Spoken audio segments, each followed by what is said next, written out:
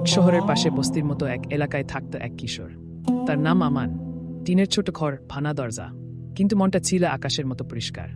বাবা নেই, মা মানুষের বাসায় কাজ করেন। অভাব আছে, কিন্তু রমজান এলে আমানের চোখে জ্বলে ওঠে অন্যরকম আলো।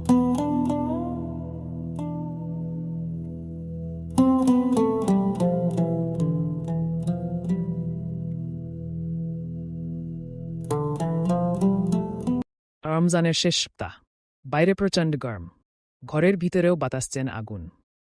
বাবা, এত গরমে শেষ রোজাটা রাখবি তো? মা, এই রোজাটাই তো সবচেয়ে গুরুত্বপূর্ণ। আল্লাহর জন্য কষ্ট করলে মনটা শান্ত।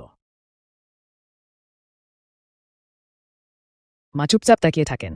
ছেলের কথায় তার চোখ ভিজে ওঠে। শহরের অন্য পাশে বড় ব্যবসায়ী মোতালেব সাহেব। অনেক দোকান, অনেক টাকা, কিন্তু লাভের জন্য অন্যায় করতে তার বাদে না। ওজনে কম দেন, দামে বাড়িয়ে বলেন। মানুষ কিছু বলতে গেলে পাশে থাকে এক গুন্ডা ছেলে, রিফাত। দিন দুপুর, সূর্য মাথার উপর, রাস্তায় আগুন ধরছে। কাজ শেষে বাড়ি ফিরছে আমান। তার গলা শুকিয়ে কাঠ, চোখ থাপসা হয়ে আসছে। এই আমান, এত কষ্ট করছিস কেন? দেখ, ঠান্ডা পানি আছে, খা, কেউ দেখছে না। আমান থেমে যায়। সামনে বরফ ঠান্ডা পানির বোতল, তার ঠোঁট কাঁপছে।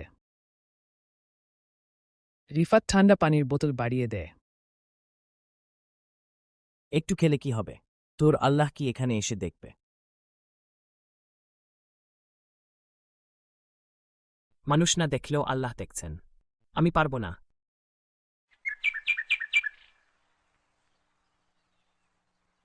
পাগল, এত কষ্ট করে কিল। লাভ টাকা না, লাভ হলো আল্লাহর সন্তুষ্টি। গাড়ির ভিতর থেকে মোতালেব সাহেব সব দেখছেন। এই পুরো ঘটনা দূরে দাঁড়িয়ে দেখছিলেন মোতালেব সাহেব। তার মনে প্রশ্ন জাগল, আমি এক ধনী, তবু আমি কেন এমন না? সত্যিকারের শক্তি টাকায় না, ইমানে। Screen text.